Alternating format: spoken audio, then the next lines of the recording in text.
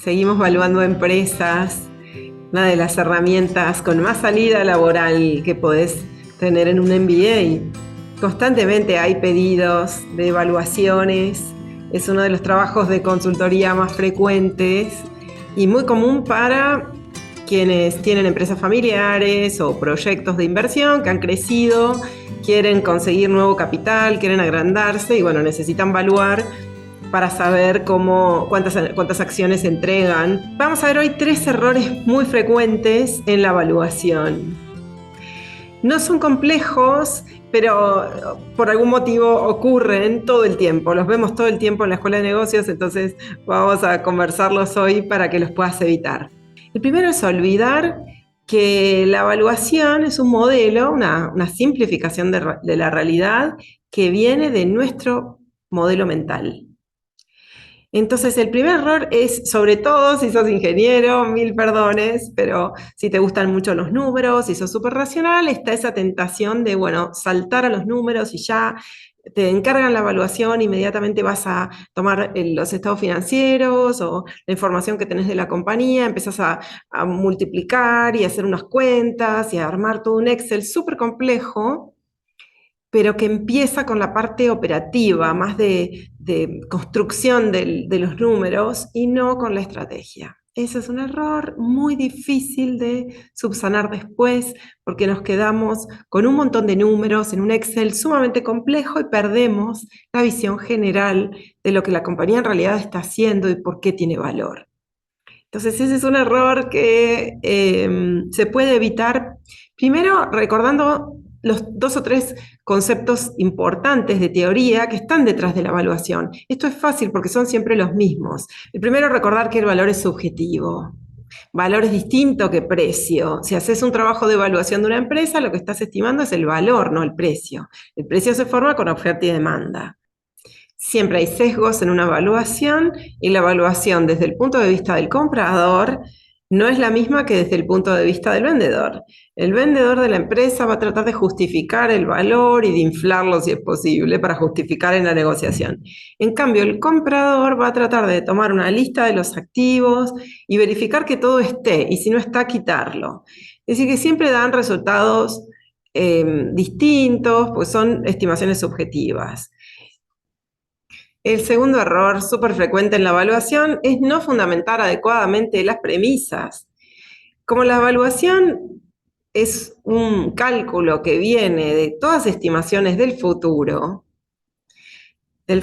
salvo que vengas con la bola de cristal, vas a tener que fundamentar las premisas, porque de otro modo son todas sumas, multiplicaciones, de todos números inventados, que salen de tu propia mente, de tu modelo mental.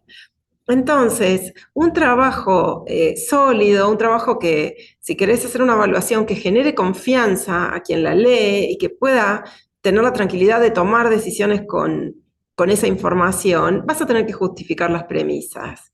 De otro modo, es simplemente una opinión, pero una opinión desinformada o que no aparenta tener demasiada confiabilidad. ¿Cómo fundamentamos las premisas? Lo primero es identificar y clasificar las variables, por ejemplo, separar el grupo de variables del estado de resultados, que son ventas, costos, ganancias, el grupo de variables del balance, que son activos, básicamente la lista de los activos, y después pasivo patrimonio, y el grupo de variables de la economía, que no son controlables, pero que van a afectar la evaluación.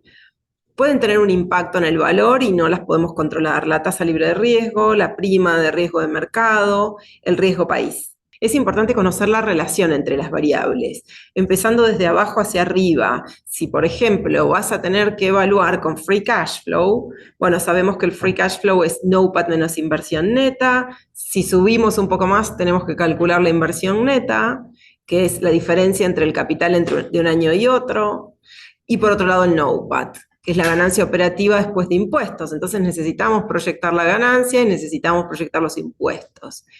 Y para calcular la inversión neta del otro lado necesitamos proyectar el capital.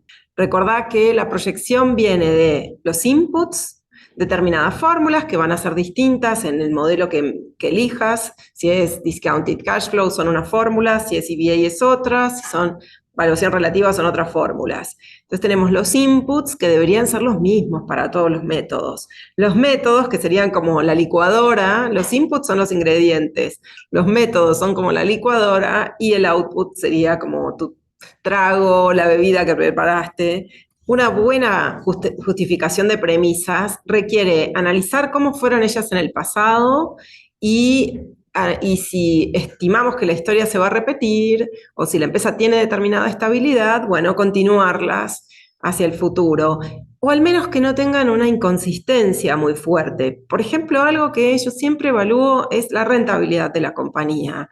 Veamos este caso para Skyworks, esta evaluación que hicimos en 2019 y que nos puede servir como ejemplo. En la estimación histórica vimos aproximadamente cuál era la rentabilidad. Pusimos un WACC, un mínimo del 10%, y entonces vemos en ese área azul sería la rentabilidad que históricamente pudo generar la empresa por encima del costo de capital. Y hacemos lo mismo una vez realizada la proyección, que sería el área roja, para ver si hay una desconexión o si son más o menos iguales. Por lo menos 3 inputs históricos siempre hay que verificar: los márgenes de la compañía, la rentabilidad de la compañía y la rotación de los activos. Que márgenes y rotación de los activos son los 2 componentes, nos permiten entender la rentabilidad. Analizando esos 3 números históricos y haciendo una proyección, nos aseguramos de tener algo razonable, sobre todo en empresas estables, a donde, bueno, la historia más o menos se repite. Y el tercer y último error súper frecuente en las valuaciones es asumir que la mayor parte del valor va a venir del flujo perpetuo. Bueno, esto generalmente no es así. Si es así, si en tu evaluación revísalo, es porque has tenido algún error, te entusiasmaste al proyectar los números, o pusiste una tasa de crecimiento, o dejaste fijos los activos y las ventas crecieron hasta el infinito en la última columna. Entonces, esto hay que revisarlo. En la realidad es justamente al revés. Lo siento, pero es justamente al revés. En la mayoría de las empresas es difícil mantener una barrera de entrada. Y en el mediano o largo plazo, la competencia, el efecto de los competidores, hace que la rentabilidad de la empresa caiga, que sea muy difícil mantener una rentabilidad, un ROIC por encima del WACC. Entonces, si por ejemplo obtuviste una evaluación como esta, estamos viendo aquí esta que hicimos en 2019 para Skyworks, la mayor parte venía del flujo perpetuo. Bueno, esto es un error porque en la práctica existe lo que se llama el fade rate. La rentabilidad de largo plazo de una empresa tiende a desvanecerse. Se desvanece más rápido en las empresas que no tienen foso, que no tienen una barrera de entrada fuerte. Bueno, ¿qué hacemos ahí? Hay que extender la proyección. Hay que extenderla hasta que admitamos que, bueno, que va bajando la rentabilidad y nunca cortar la proyección cuando el ROIC está en su punto máximo.